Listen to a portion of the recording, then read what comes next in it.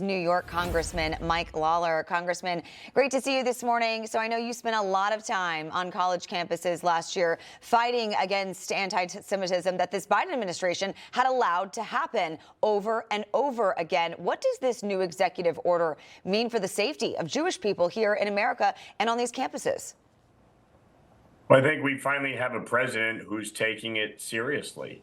And the fact is, back in 2019, President Trump created an executive order ensuring that Title VI of the 1964 Civil Rights Act was enforced and that the IRA working definition of anti-Semitism was used. That was the basis for the Anti-Semitism Awareness Act that we passed through the House last year and Chuck Schumer sat on for 8 months and refused to pass through the Senate.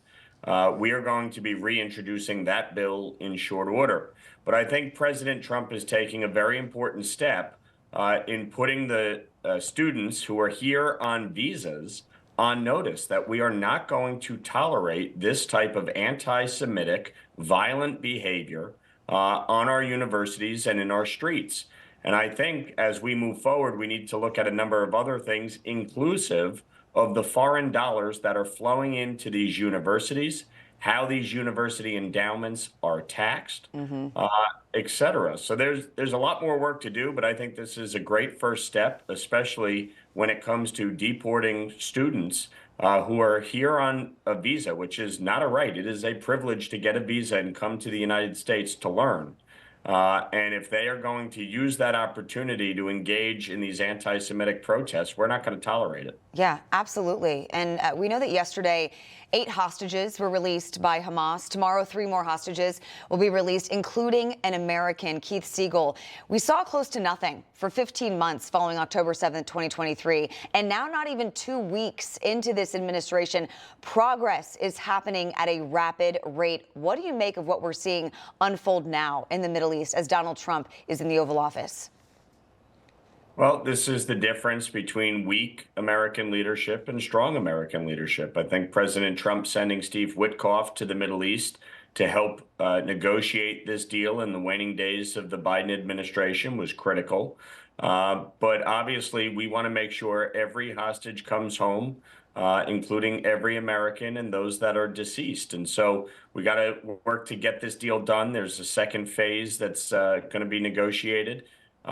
We have to get it done. And obviously, Hamas continues to pose a threat, and that will be dealt with in due time. But the reality here is we have to get the hostages home. Absolutely. It's been too long. And I know that you're a member of the Aviation Safety Caucus in the House. So I do want to ask you about the horrific plane crash Wednesday night. I know that you use that airport frequently when you travel to D.C. So I'm sure that this hits close to home. But in your opinion, what needs to be done to ensure that this never happens again? Well, I fly in and out of that airport on a plane very similar in size every week at a Westchester County airport. And so certainly I was horrified to see that incident occur. And obviously, it's a great tragedy with the number of lives lost. I think obviously there's a lot of investigation that needs to occur with respect to the air traffic controllers and the process there. I think also one of the things that I'm concerned about, while I understand training exercises, et cetera, a helicopter, frankly, does not need to be in that airspace. Right. And I think that's something that really needs to be evaluated as we move forward. Why certain, aircraft is even within the airspace of an airport to begin with. Right. I think obviously.